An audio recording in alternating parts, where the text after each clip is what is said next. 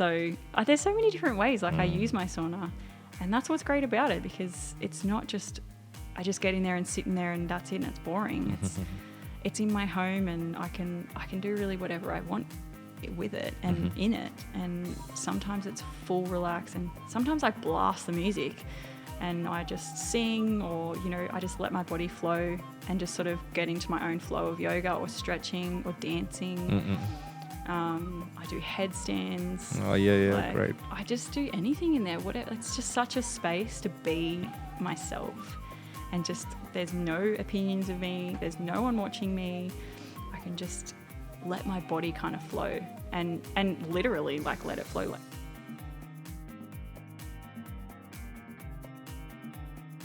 So welcome on the show, Loni. Thank you so much for making the time to talk to us about health, saunas, and everything in between.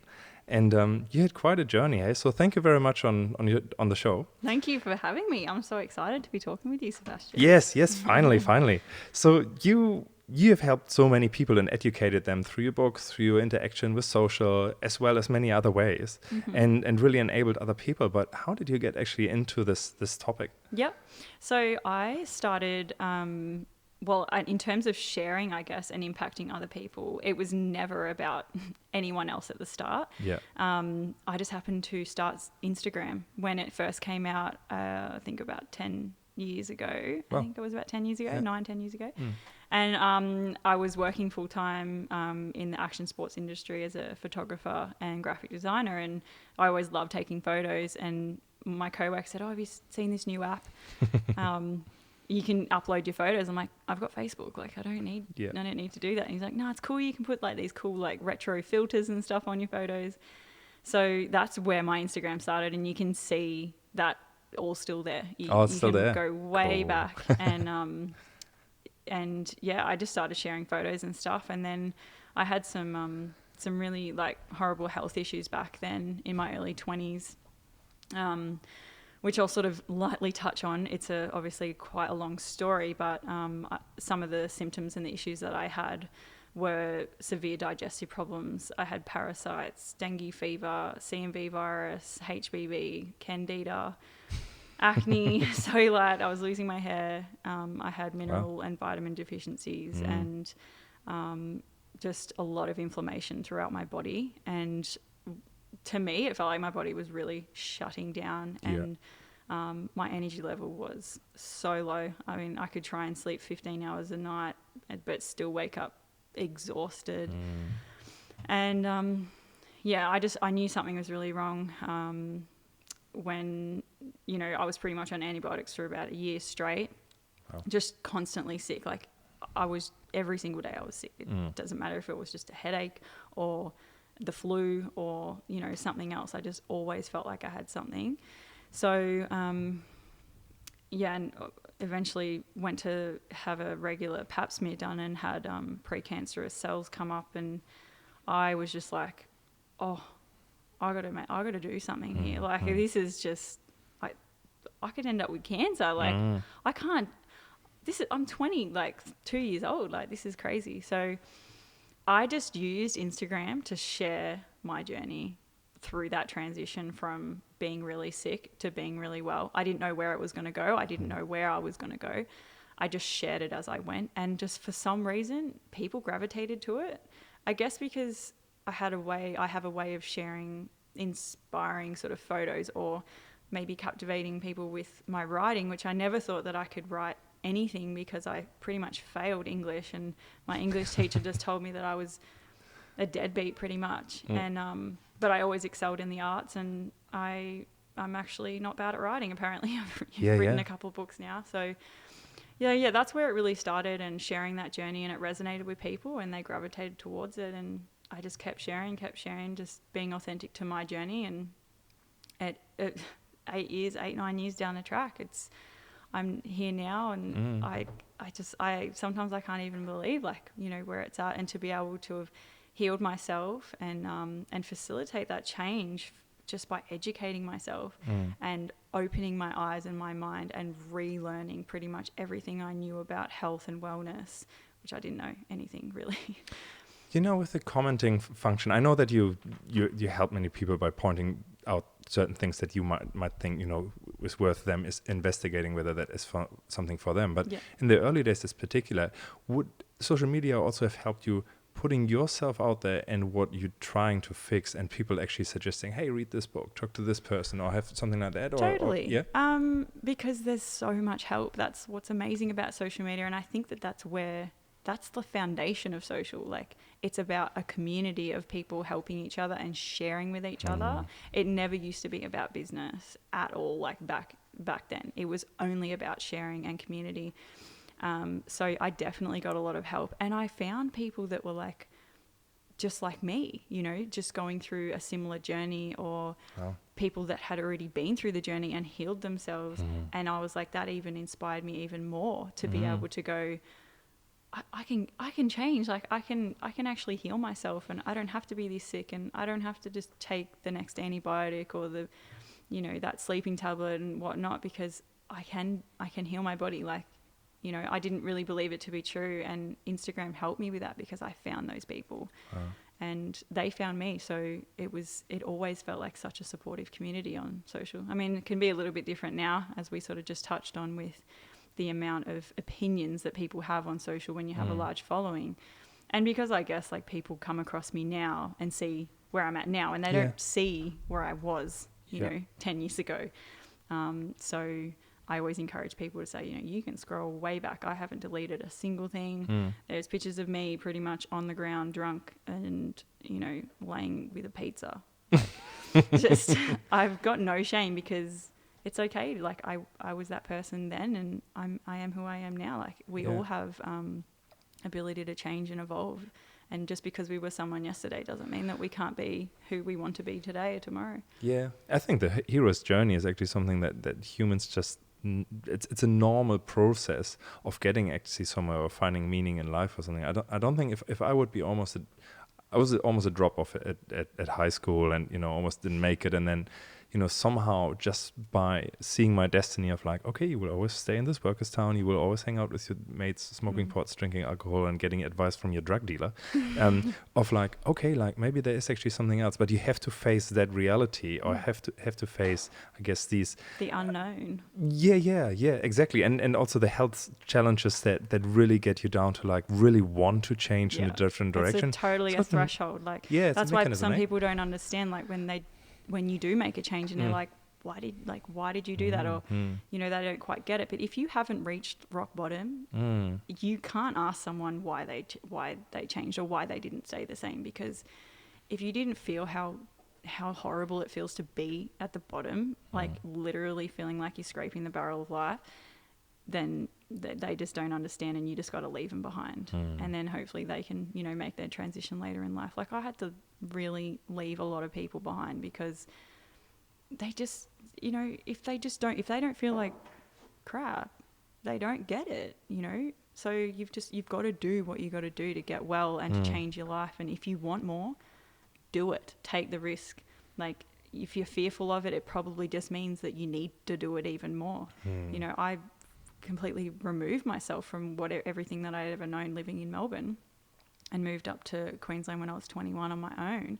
Oh, wow. And because I had the opportunity, I had a job offer just from being up here on a working holiday. And they said, I just went in there to meet these people, and they're like, you have a job in 2 weeks if you want it. And I was like, holy, okay. And I was just so ready for the change, and I'm like, let's do it. And it was the best thing I ever did. Like moved to Burleigh, and that place just facilitated the healing. It was, to watch the sun come up over the ocean every day, I mean, later learning about actually sunrises and the penetration into the mind and the third eye and, deeper parts of the brain, just how healing that is, And you look at a sunrise and you're like, I can feel it, but you don't quite understand, so it was amazing moving up here and making that change. And, I guess I always thought that healing was only something that can really be triggered by like taking pharmaceutical drugs. Yes. I learned that pretty quick that that's not the case, after quite a few years of literally living on antibiotics and getting quite addicted to sleeping tablets. Oh, wow. I just, these sleeping tablets that I used to take were called Stilnox. They're pretty much banned in Australia now. and lots of other parts of the world, because they are so hectic. You cannot remember anything. And I mean, I was pretty crazy too. Like, I used to take him when I was drinking, just because like I was trying to numb everything that I didn't want to feel, I didn't want to deal with back then. And because I was just feeling so crappy all the time, and I was just feeling so sick and so tired. And I guess just having something that, I don't know, I guess just makes you feel really light and not in pain. Mm-hmm. You can see why that people get addicted to drugs, and I feel like most of the people that are addicted to drugs and like in a real slump these days, it's pharmaceutical drugs. That's what they're addicted to, and that's what they're chasing, because this stuff is way heavier than like cocaine and all that sort of stuff. Like, and so just realizing that like sometimes the people that you think are there to help may not always help you, so you need to help yourself.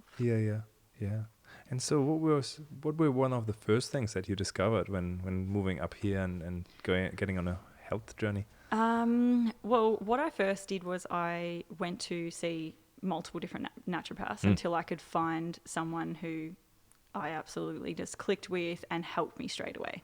I went through a few crappy ones, and it was just a lot of money spent and didn't really get anywhere. And the body's complicated, and when you've got a lot of different things going on, it's really hard to pinpoint it. And there's so many different tests. I did a lot of like live blood analysis and blood tests and all that sort of stuff. And I mean, looking at my blood, like, have you ever done a live blood analysis? Never. And I've seen it happening on stage. I find it so interesting. I love like cells and blood, and I had a book actually my pa gave me when I was quite young, and it was The Complete Guide of the Human Anatomy. Yeah. And we always used to discuss like cells and all that sort of stuff. And back then I didn't quite understand it, but I've got this real interest in cells, which is why I love saunas so much, obviously, because of it's like a cellular penetration. It's one of the only things that can really, obviously the sun can do it, but a sauna is just a breakdown of the frequencies of the sun. So it, gets into that cellular level and stimulates the cells. So what was I speaking about? I got a bit distracted. Talking about live blood analysis, and so so you tested yourself first a little bit, actually figuring out what's going on. Yeah, and my blood was. I went to multiple different people to get my blood analysis, and my blood was like glue. It was even when my blood was drawn. If I were to get blood tests, like your blood is like really thick.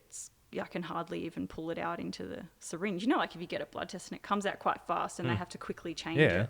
They were like trying so hard to draw it out. And I remember like I would cut the next day, I'd have like black bruises. I look like I've just been shooting up or something. Whoa. Because I just, my blood was so stagnant that, the area of like, they were just trying to suck it out so much. And the live blood, every single red blood cell was all stuck together. Yeah. And it was, you could see all the bacteria in the blood and all the viruses. Oh. I was like, that is not cool. When you see something live, you're just like, wow, I need to make a change. And they're like, you've got a lot of inflammation. You've got candida, you've got a lot of viruses going on. I'm like, what can you do to help me? And they're like, you can try this and you can try that. There was so many different options, but I found a naturopath in Burleigh. Shout out to Wayne at Nat Medica. He helped me so much, and he actually works all through frequency. It's actually a German technology. What's it called? Is it Biocom? The Biocom machine. Yeah, it's all frequencies, because everything has a frequency. Every virus, every food, every living thing has a frequency, and they use this machine to bounce through your body, and it bounces back like a signal if it picks up that frequency. It's a little bit more in depth than that. But that's how I got to the bottom of being able to find out what was really wrong with me, and taking the right herbs and doing the right things. And forever grateful that I found Wayne, and he really helped me. But he was also super stoked that I was willing to help myself. I wasn't just relying on him and the supplements. I was doing the work. I was, just trying to get up early. I'd never been a morning person. Get up early, watch the sunrise, like go for a walk, drink your water, like do some juicing, eat healthy food. Like I never liked fruits and veggies, like never. I didn't eat a mango until I was like 22 years old. Whoa. I thought they were disgusting. Like, who am I? That's just, I didn't eat avocado. I literally lived on 2-minute noodles, McDonald's and white bread and processed meat and salt and table salt. Oh, yeah. Yeah, I had a really crazy like salt addiction my entire life. Uh-huh. And I think that was just a mineral deficiency from day one. Just body just constantly searching for the minerals. So, yeah, there's just so much to say. Like, it's been such an epic journey, like, to think back to where I was and now, like, you know, going through 2 amazing pregnancies and having 2 children on, you know, a full plant-based diet. It's just, and just feeling well and feeling good, you know, having my gynecologist say, you know, you're at risk of like not being able to have children, like with the precancerous cells in my cervix and so much inflammation in my cervix. And she's like, you're going to have them, you know, cut out, like burnt off. Ooh. And I just did not feel comfortable with that. And I went against what. Oh, so that was even recommended by them. Wow. You know, that's what you have to do when you've got the precancerous cells. You've got to get them like surgically burnt off or cut out. Yeah. And you end up with like holes and burns and stuff in your cervix. And if you don't fix the cells that are growing and multiplying, then you'll obviously end up with cervical cancer. And then your risk of not being able to have children is even higher and higher the more that it grows. And I was obviously in a lot of fear. Like, I knew I wanted to have kids. But yeah, that was a real turning point. I'm like, I need to do something. My body's like screaming. It's like screaming at me to just help it, you know? So, and then getting a pap smear, I think I got a pap smear 12 months later, after, you know, just being on that journey for 12 months and just doing the naturopath stuff, working with the naturopath, juicing, like doing like 4-week juice cleanse, doing saunas back then, but I didn't do infrared. I just did traditional saunas at the gym. You know, I was super young, 20-something-year-old, you know, I didn't have any money to go and buy a sauna and stuff, but and just doing all the work. And 12 months later, I got the all clear that I didn't have the precancerous cells anymore, so I was stoked. And then I was pregnant within another 3 months after that and had my first child. So fantastic. It just all like escalates, you know. I think when you facilitate that change, life just opens up. One thing that comes to mind before I ask you a little bit more about, especially infrared saunas, because you're such a vessel of knowledge about that, and you know it's nice to interview someone who knows a lot about it. You know, knowing a lot, quite a bit myself. Yes, as you should. As I should. So you know, I know that some people who look into, you know, helping themselves and taking really sovereignty over their health rather than outsourcing it to someone else. Yeah.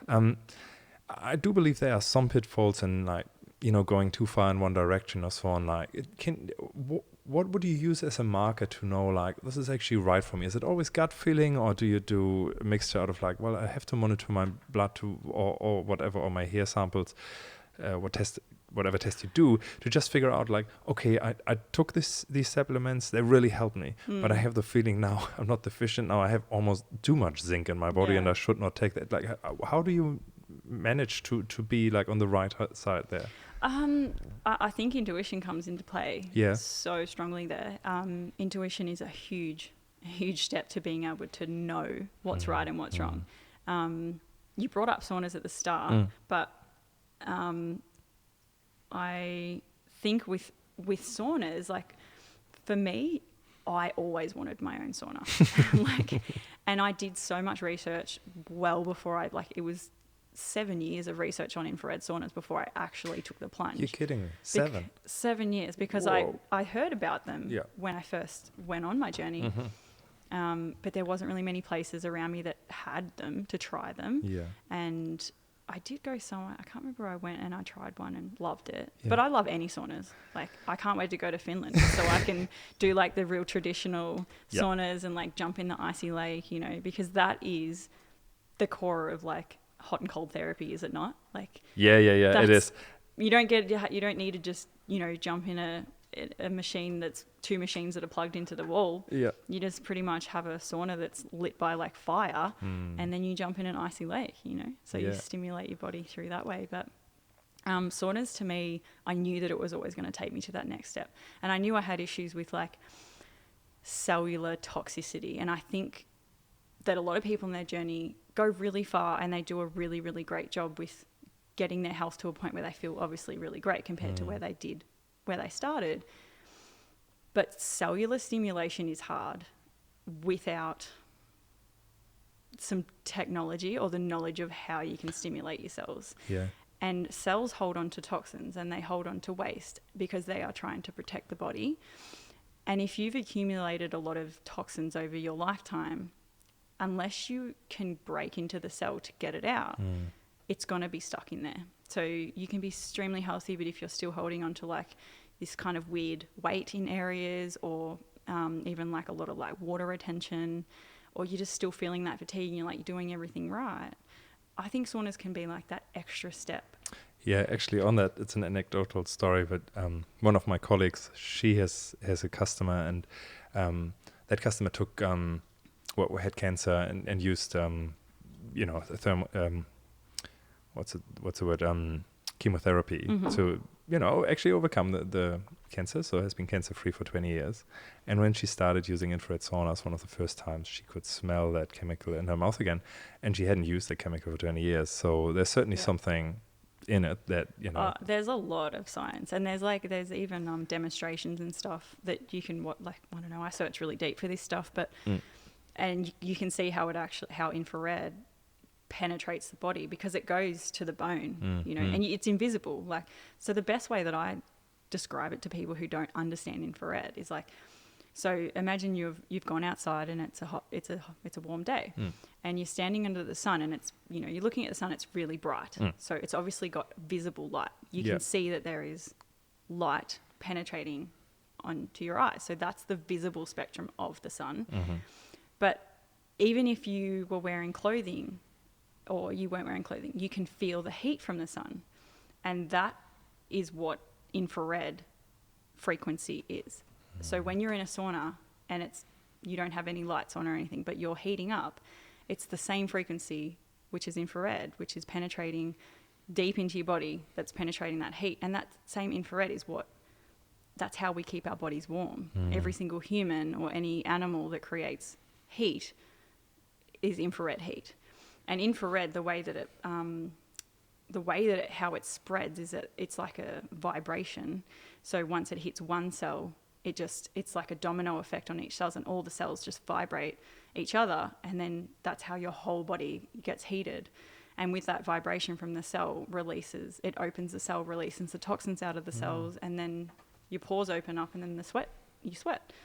So it's like gentle, but it's like, it seems really invasive because it's like it can get into your cells, that's what I love about it, because there's really no other way that I know personally that you can stimulate your cells on that level just by sitting in a box, otherwise, you might have to take really hectic supplements or herbs, that could also trigger like vomiting, or things like that. So not that, I mean, a sauna, if you're really toxic and you get in a sauna, you can feel really sick. No, we have customers that would report that in the beginning they would have nausea, or that would really feel like, whoa, that was a little bit too much, like I don't think this is good for me. And what we always say is like, that might be so, and talk to your medical advisor, whoever that might be, but just take it slowly and just do 20 minutes every day, and see how it goes. Have a break in between, a day off, a day on,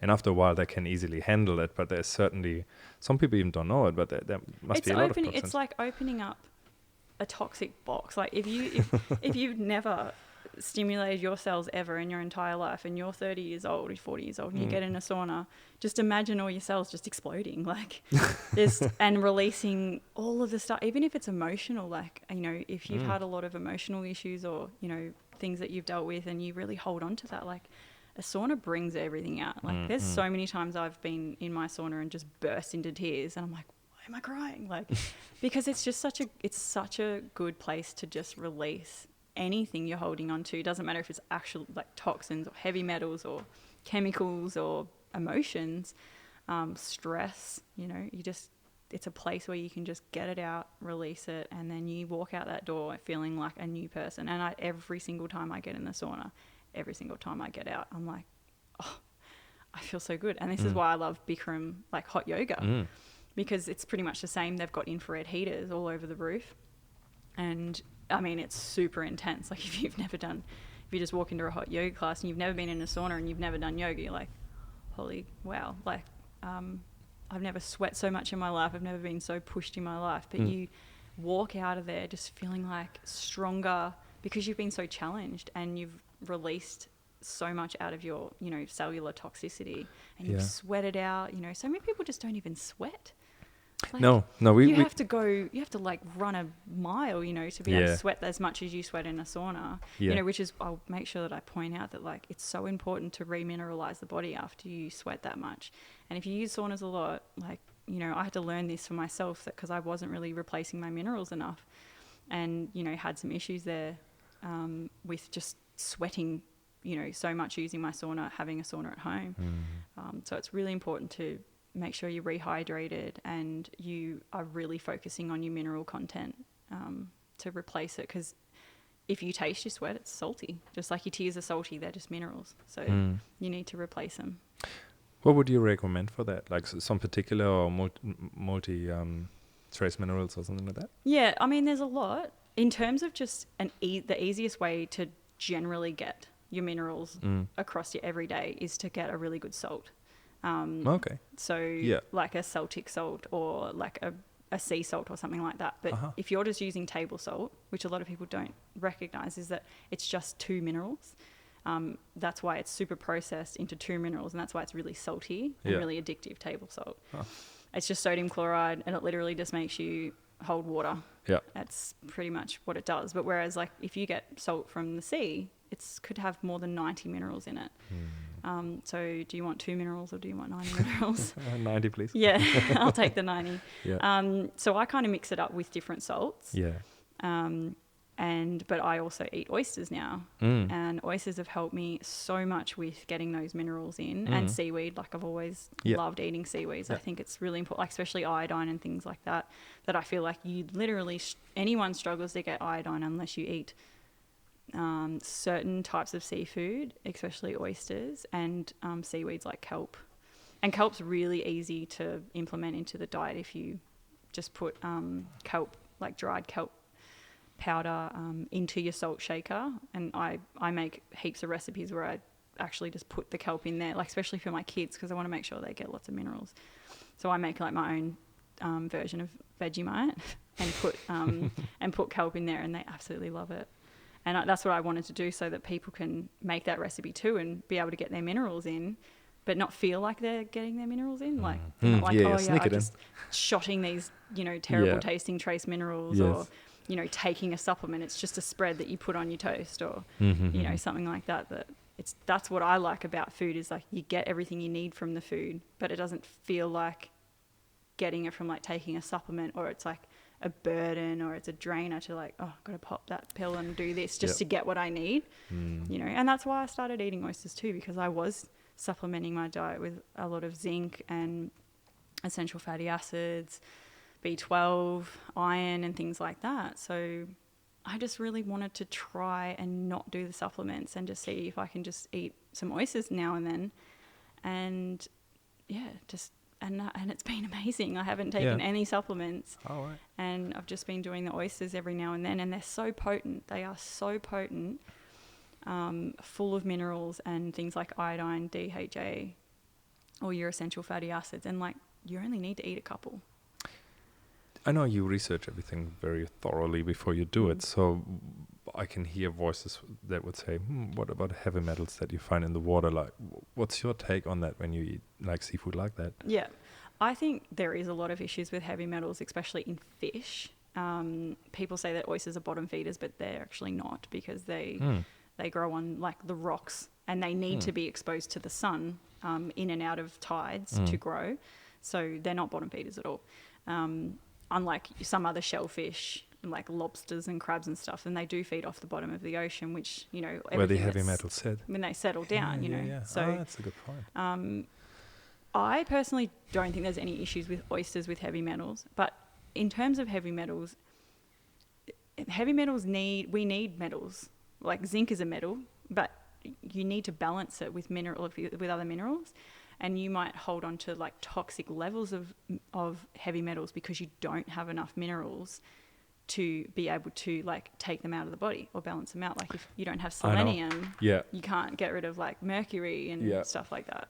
I talked to John Bumpus, who does mineral hair analysis, and he was saying, well, you know, if there's no mineral, a heavy metal is better than no mineral. Like, okay, you know, that's really short term. And he said, well, yes, but if you would have a better mineral available, you're actually not open for toxic heavy metals like that, because your body is good and it can shield itself to it. And I thought that really opened my mind. That was just recently that he was on the show and explained that to me. And I thought, okay, this is minerals are found, like heavy metals are found, that's all through the soil. Like it's natural to the earth to be like, how do we come up with these metals to even build metals like aluminum and stuff like that, is because it comes from the earth. Like we're all got these metals in us. It's just that they get out of balance. So because we need minerals to be able to balance them out, and we need a lot of different minerals, not just like magnesium, you know, that obviously that's like so pushed, you know. Yes. And it's pushed because 90% of the population that have ever been studied is deficient in magnesium. Yeah. So has become better, by the way, because of that push. Yeah. Yeah. Well, that's good. That's amazing. Good, you know? at least one. Well, it's just like iodine. You know, the whole reason that iodine even came out in the early 1900s was because there's like, I think it's a place somewhere in the States. It's, and everyone in this vicinity got goiter, which is like a swollen thyroid. And it's like it blows up. It's like you get this huge neck, and it's an iodine deficiency. And they got an iodine deficiency because the soils were depleted in iodine, and they were away from the coast, so they weren't eating any seafood or any salt coming from the sea. And because of, even if you have salt from the mountains, if they've had a lot of rainfall over millions of years, it washes away. And because iodine is like dissipates into the air, so it just they had no iodine. So like it's one mineral that if you're deficient in, you have thyroid problems. And how many people have thyroid problems? Like, I know. Yeah. You know. And that's your hormones. If your thyroid's messed up, that's your hormones are messed up. And if your hormones are messed up, your mind's messed up, your digestion's messed up, your fertility, like it's crazy. So minerals are so important in any aspect of health, but in terms of heavy metals, like you said, I think we all hold heavy metals and we all take them in with everything that we eat, but they need to be balanced out with minerals, and they're not toxic when you have minerals. Did you look into how infrared saunas actually help to pull out heavy metals as well? Well, like through the cells? Yeah. Yeah, well, it's the same thing, because I think because if we take in too much of something in our body, it will get absorbed into the cells, and especially into the fat cells. And that's why a lot of people, when they are healthy, like I said, after a period of time, but they're still holding on to this like fat deposit, and they can't quite shift it because your body is protecting itself with all of this toxic overload that you've put in, and it stuffs it in the cell because the cell is the safest place to be. So it doesn't go in your brain, so it doesn't go in any other parts of your body. It's like in the cell, and it's kind of just keeps itself safe there. So that's why I reckon saunas infrared is one of the only ways to really get it out. I mean, unless you're like excessive, like which is really hard to do, but like excessive exercising where you're really stimulating your body on that level of like wanting to vomit type of exercise. It's not everyone's gonna do that. I had a family friend, and he had been overweight for years and years and years, like for decades, like up to his 40s, mid-40s, and then he really wanted to shift because he didn't want an escalator to be part of his setup to get actually into his house when he got older. So he started to do marathons, a lot of marathons, but had no idea about health or supplements, any of that. And I think he died within 5 years, and I thought that makes sort of sense if you release all these things that are stored in it. I know his diet was certainly not healthy, so much fast food and all the rest of it, and certainly not organic food. At one stage, when you then all shed that within such a short period of time, the organs just get overloaded. I just want to say, with the whole experiment thing, and I've said this multiple times, like with veganism, because who am I trusting with the information on veganism with my own health and with the health of my children? If I feel intuitively like I should change or adapt, but should I stop myself because like the vegan society, like I should be sticking to the rules, type of thing? I think like I feel like I could just be just a big experiment, because this is really the first big boom in plant-based eating and in veganism in the last like 10, 15 years. So what type of experiment am I contributing to? And I'm also encouraging other people to try. So that's why I try and be a lot more flexible. And even just with bringing the oysters in, like after 8 years, I brought the oysters in, only because I felt intuitively like it was the right thing to do for me. If someone wants to have something against me about that, I'm like, well, you know what? You didn't give birth to 2 children. You didn't breastfeed for 5 years. You didn't give all your minerals and all your nutrients away to someone else. So you don't feel how I feel. So like, get off my back. Like if I try it and I don't end up liking it, or it just feeds me for a year and then I don't eat them for another 5, I feel like everybody just needs to be a bit more flexible with anything that they're approaching, because really we're just like, there's very few people that have like lived a really long life being a full vegan from birth till death from 100 years old. So yeah, and I just think that there's a lot of like room to be able to move there, and that's why I really say like I'm plant-based, because if you look up the definition of plant-based, it's like mostly plant-based diet with very little or no animal products. Yeah. And that's just the way that I like to approach it. Yeah, I think it's healthy, because if you are really strict, and I remember at one stage there was a lot of soy in a even vegetarian diet. That was just the way to do it, and sometimes still is. And I'm convinced that when I look at my sister, she used to be a vegan for a long, long time. And during her peak, where she would drink vegan milk, vegan yogurt, has vegan meat in her pasta, her hormones were so much out that she went on hormone replacement, which she is still on, even though she's not vegetarian anymore, right? But the whole soy thing really didn't work for her. I'm not saying it's for everyone, but it's an experiment. It is, and I think with soy, like if you're not eating it organic, you're eating it genetically modified. And most soy is genetically modified. And if you look up what genetically modified organisms do to the body and to the DNA and to the cell, you will understand that that's probably more of the problem of that soy than it is the soy itself. So organic soy is completely different to general GMO soy.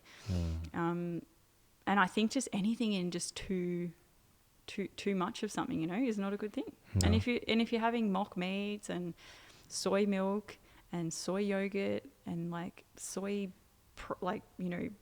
textured protein and all sorts of stuff, because they're just trying to replace the meat and the yogurts and things like that of what they thought their normal diet consisted of pre-veganism. I mean, there's so many products out there now with veganism, it's like insane. And it's just like, just because you're eating a vegan burger or a vegan hot dog doesn't make you healthy. No. Like, there's nothing really healthy about it. Like, you're just taking the cruelty out of it, which is good. Yeah, no, definitely. But it's not, if you're going to eat that stuff, like I'll have that stuff every now and then. But if you want to replace your diet with just mock everything, you're just not going to be healthy.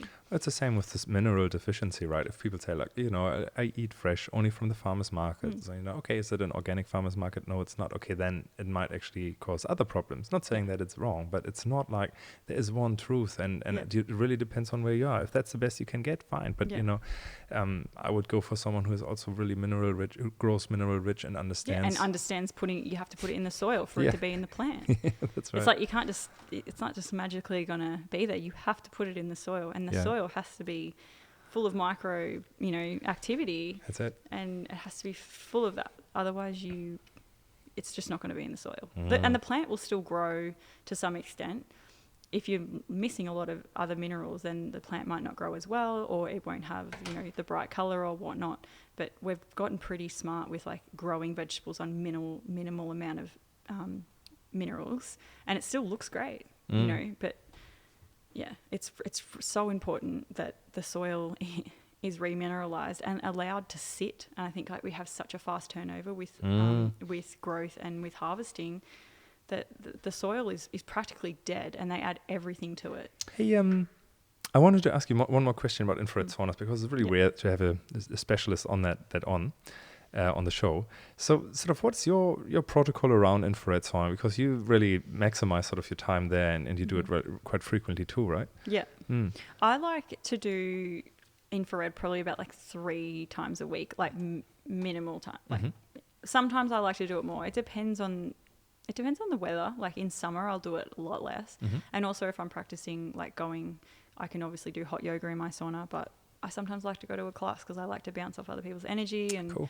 I like to support, the teachers and stuff that are out there teaching. So 3 times a week, I say 3 to 4 times a week. And how I sort of do it is I create the space within the space. So for me, I'm all about atmosphere. Like I obviously love that you've got in the saunas, you've got the LED light therapy in the ceiling that you can change the colors. And I usually always put it on red. I just love the red frequency. Yeah, I'm the same. Yeah. Yeah. And it's just because I'm looking for any type of relaxation in a minimal amount of time. Like obviously with kids and family, like you don't get a lot of time to just fully relax and switch off. So the red is the best one for that. And it's scientifically proven that red is the deepest penetrating and for color, for healing. So I switch the light on, and I've got a lot of stuff in my sauna. Like, yeah, I do like gua sha, massage. I've got a lot of oils. Like the wood in my sauna is just covered in oils. I do like essential oils. I do cupping. Wow. I've just got like a basket with everything, and I kind of just go with how I feel in the day, with what I feel that I need. And I kind of mix it up, and I've got some books in there. Like sometimes I'll stay in a little bit longer, even if like after the heat is switched off, just to fully relax. Sometimes I do weights. Like I've got like little dumbbell in there, or like some leg weights I'll just add into like a yoga routine, or I'll do Bikram. Or sometimes I'll just sit, or I'll just lay. Like I've got the yoga sanctuary, so I can fully lay straight on the floor, which is amazing, and stand up. So it depends on the day, honestly, what I do. My routine is never, ever the same. And I'm like that in life in general. I never do the same thing every single day. I really flow with what I'm guided to do on the day, or how I feel in the day, or the energy I want to give out or put into myself. So, but what I always do is hydrate and replenish my body. So sometimes if I'm really limited with time, I'll make a smoothie. I can take a smoothie in there, or make a juice and actually like drink it while I'm in there instead of just water. Sometimes I'll do actually, I don't know if you've ever heard of it, but the niacin flush protocol. Oh yeah, definitely. So in terms of detoxing the cells, like that's also a really great way. Not as much as like what an infrared sauna can do, but when you pair, sometimes like every now and then I'll do the niacin flush and the charcoal smoothie, and then the sauna. So there's so many different ways like I use my sauna, and that's what's great about it, because it's not just I just get in there and sit in there and that's it and it's boring. It's in my home, and I can do really whatever I want with it and in it. And sometimes it's full relax, and sometimes I blast the music and I just sing, or I just let my body flow and just sort of get into my own flow of yoga or stretching or dancing. I do headstands. Oh yeah, great. I just do anything in there. It's just such a space to be myself, and just there's no opinions of me. There's no one watching me.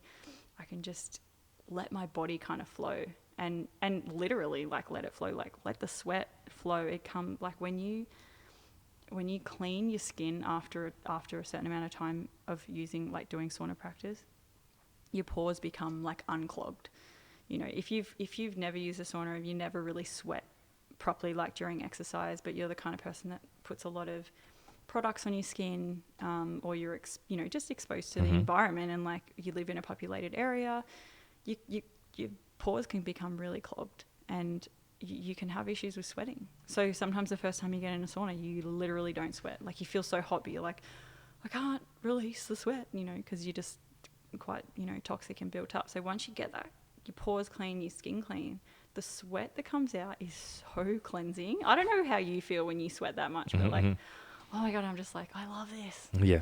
I just like let it's literally pours like a waterfall, and it just feels so, and then you're drinking, like, if you've just made this epic juice, it's got celery, it's got lemon, it's got ginger, it's got cucumber, and you're drinking that while you're sweating, it just feels like it's like a transfusion, like you've let obviously a transfusion is like, you get a transfusion when you lose a lot of blood. So you replace it with good blood, but it's like... Great, but it's water. You like I love sweat it. all of that stuff out, Yeah. but then you take in the good stuff. And I think pairing it like that, that's why I always pair my sauna with like good like liquids, like hydrating, replenishing the minerals, replenishing the body. Because if you don't, you can feel like hell after a sauna. You can get headaches. I mean, even if you're hydrated, but if you're quite toxic, you can definitely get headaches or feel really out of it. But just commit to it and just really keep going with it, and just really think of like you're giving out a lot in a sauna. You're releasing a lot. If it's, like I said, emotionally, physically with the sweat, on a cellular level with the toxicity, you've got to replenish it and like help your body deal with releasing. So,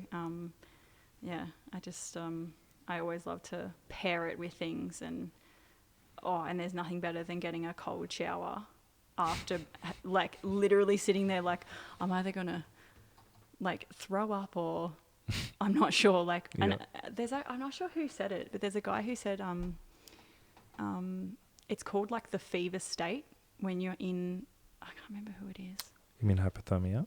No. Mm-hmm. So like, you know, like when you have a fever, you obviously your body rises, your body temperature rises, and you sweat and you get cold chills and stuff. When you're in a sauna, to really facilitate that,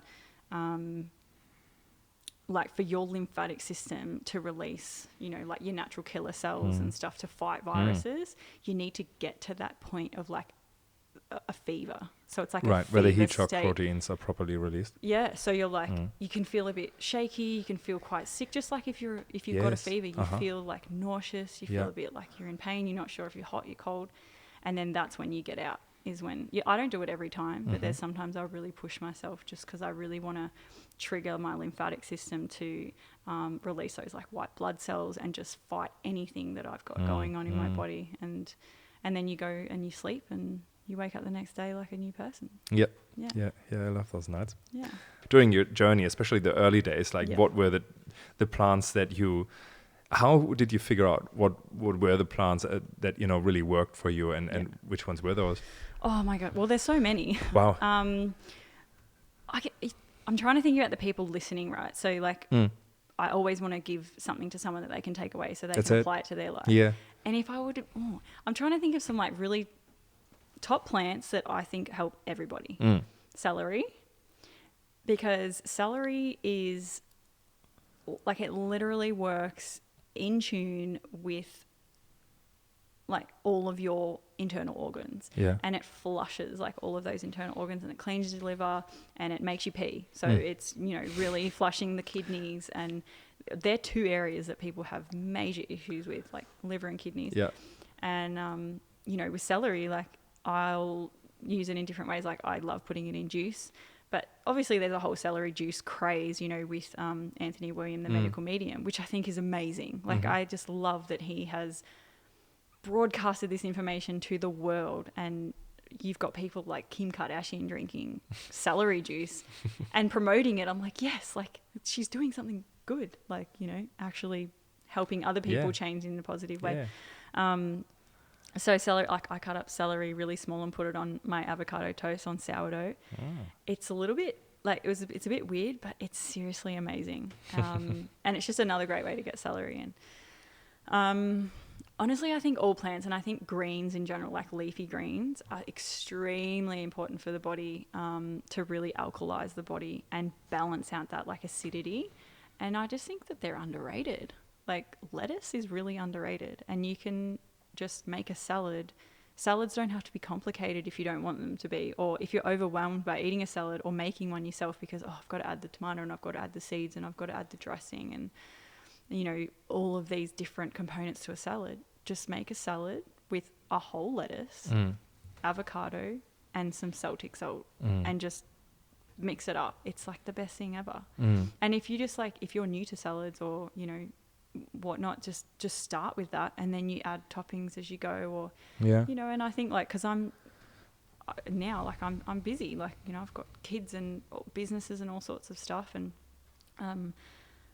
sometimes I don't have the time, but I want to have a salad. So I just just do a whole head of lettuce, 1 avocado, some Celtic salt, maybe some hemp seeds, and like simple things can be sometimes the best things. And especially I think in terms of like where people are starting out, because I think it's really complicated to eat plants and make them in the right way, or do, otherwise they're going to taste bad. But if you just keep it really simple, juicing, for me, has helped me from the very start. Like I kicked off my like plant-based journey with a 4-week juice cleanse, and I sort of followed lightly to the protocol of the Gerson therapy, which is like a cancer-based therapy, and I paired the juicing with coffee enemas, and that was honestly the best thing I did to start, because it cleansed my body internally, but it helped me gain a bit of just control again over myself,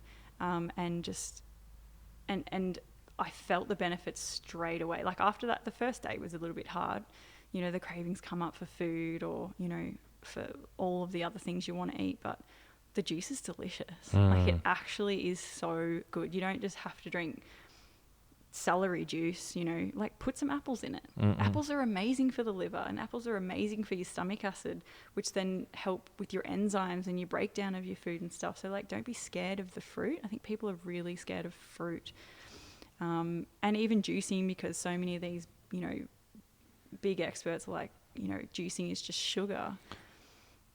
But it's sort of like, if you are just juicing only apples, then if you're getting other things other than just the sugar, but that apple juice that you've just juiced yourself is not the same that's in the shop. That's apple juice. That's 100% or 99% apple juice with citric acid. Like completely different. That juice has not gone through, the juice that you made hasn't gone through heat process, filtration process, and literally being killed off. Like there's still a lot going on in there other than just sugar.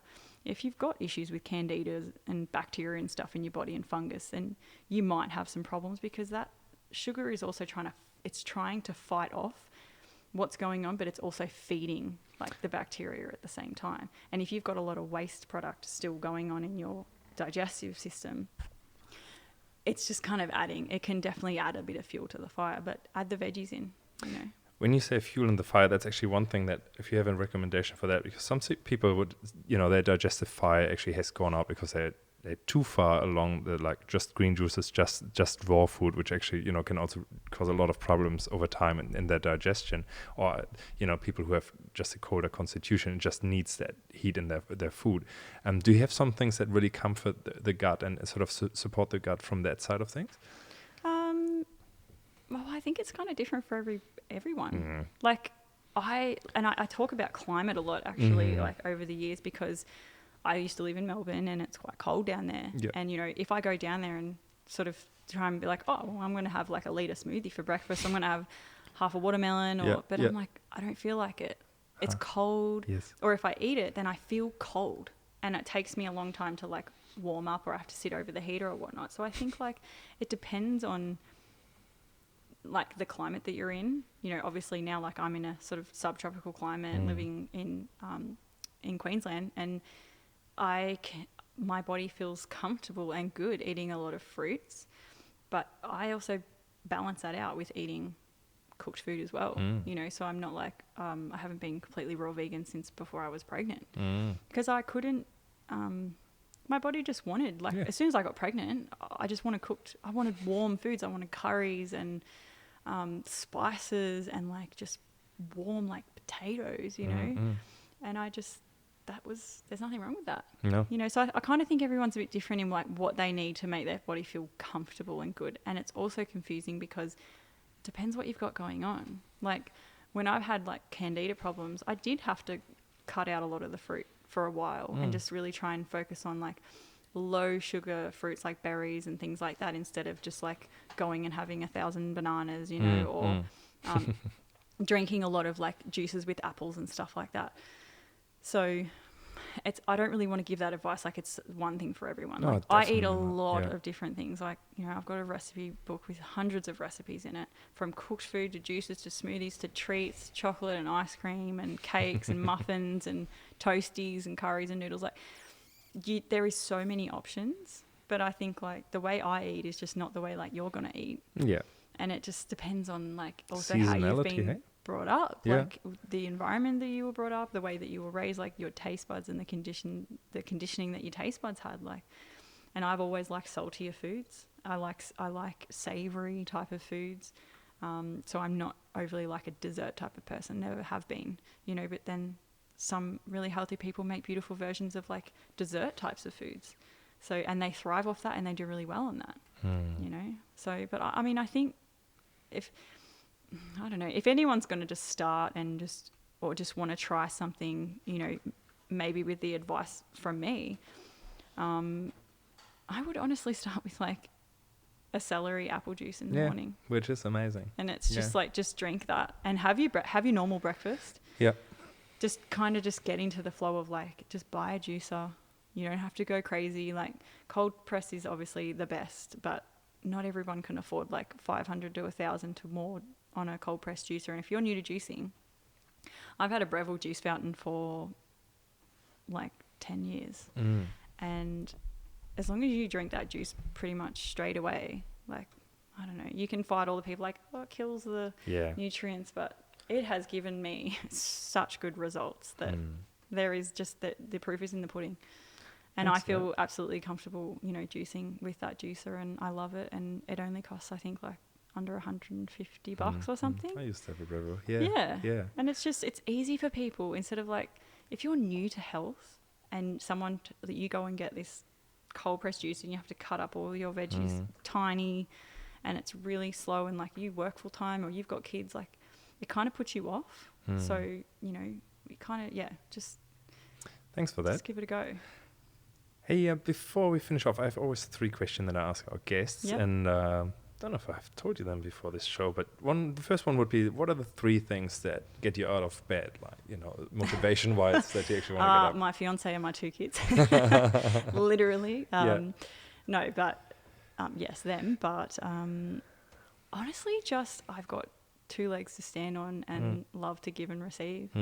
Like, I think that is the best thing to wake up to, and I'm so grateful for that every single day, that I can just wake up. Like, so many people die in their sleep.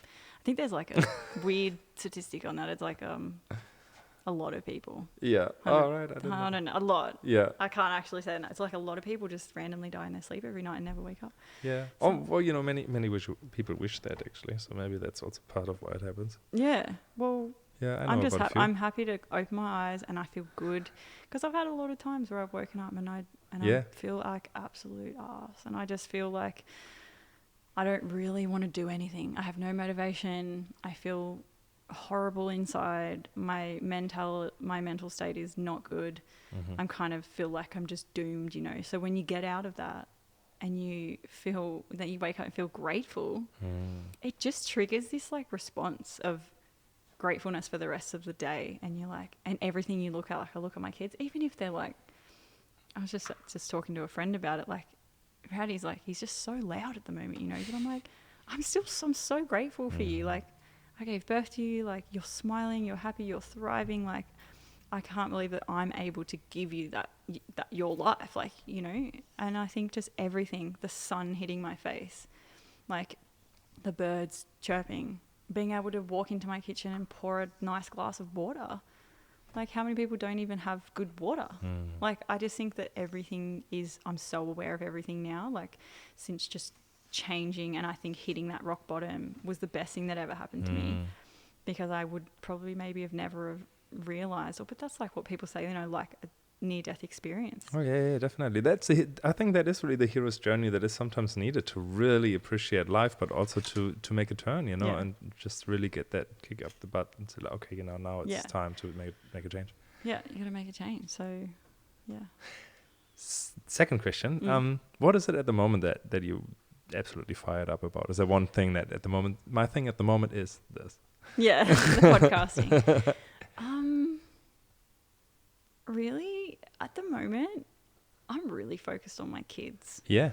And it's a really big juggle, actually, because I feel like so many other areas of my life are just moving forward so fast, like especially like Instagram and business, and there's so many opportunities, but I'm never going to get this opportunity with my kids right now to really be there and focus on them and give them what they need. And my son's just finished his first year of school, and you know, and I'm a bit off and on about it. I'm like, because I've always really wanted to homeschool or send him to like a Steiner or Montessori based school, and he did kindy Montessori, but anyway, it's a long story, but he ended up going to a non Steiner or Montessori type school. And yeah, just after the first year, you know, it was full on. Like, school is just the routine of it, and trying to juggle work and family life and all of that in between. So I'm just really processing that now, because he literally finished last Friday, and I've just got this fire in my belly of wanting to do something a little different, and I'm not really sure where it's going to go. So yeah, I'm just juggling all of that, always trying to give my energy to other people, like online, and share as much as I can, but you know, being gentle with myself to step away, and that I can literally go MIA for a week, and that's okay, you know. Exactly. And like, if I just have to be with my kids, like we've just been on a little break for 4 days, just me and the kids, and my partner's still working, and like, that's just what I want to do. I just want to be with them, and I'm like, oh, I get to spend all week with you, like, you know, I don't have to drop you off at school, and I want to just be with you again. So I'm just sort of, that's really what's on my mind at the moment. And do I homeschool? Do I see what else I can work out with? Like, someone mentioned to me about, you can do like half, like half homeschool, half school. So I'm like, oh, might do something like that. But yeah, that's what's on my mind, definitely. Pretty like cool. Even just today, like, I'm just really, really thinking about it, and really want to just I want to be the biggest leader in my children's life at the moment anyway, while they're so young, because they're just such little sponges. And I'm like, oh, maybe he's spending too much time at school, like with, you know, these other people, and I felt like I lost a little bit of touch there. Very cool. And that's what I'm focusing on. Last question, and that's just a quick one. Why do you think we exist? Like, why do you think humans exist? Why are we here? Like, what's your take on this whole thing? Oh, that's so deep.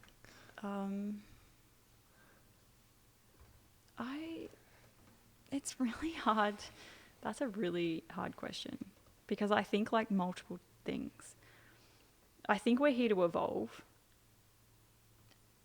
and there's a weird part of me that thinks that everything is happening the way that it's supposed to, even though everything seems really bad sometimes.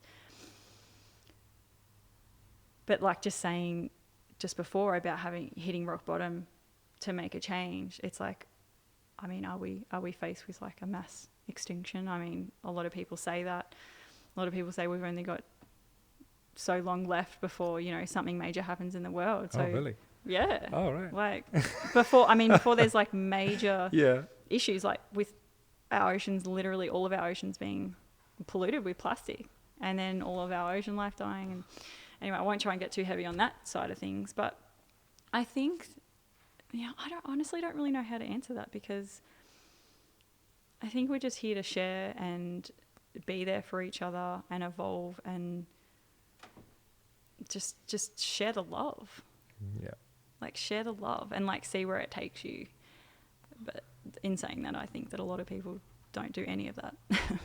And they're just all about themselves, and you know, they don't give any love out, and they just receive everything, and there are a lot of the people that rule a lot of the parts of the world, which is why we could be going, you know, we're sort of not doing the best for our planet and for each other at the moment.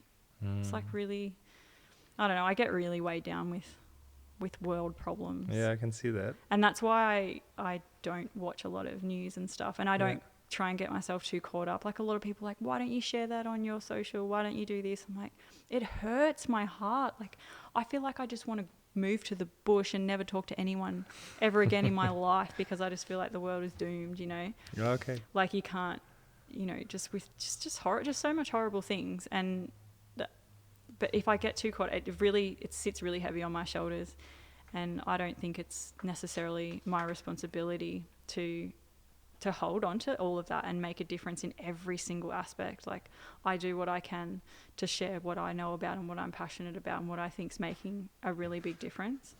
that I can't make a change on everything that has nothing to do with anything that I even understand.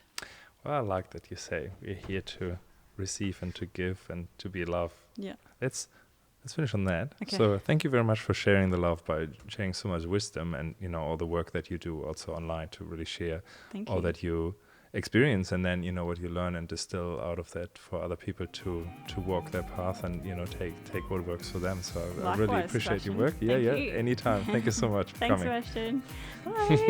Bye.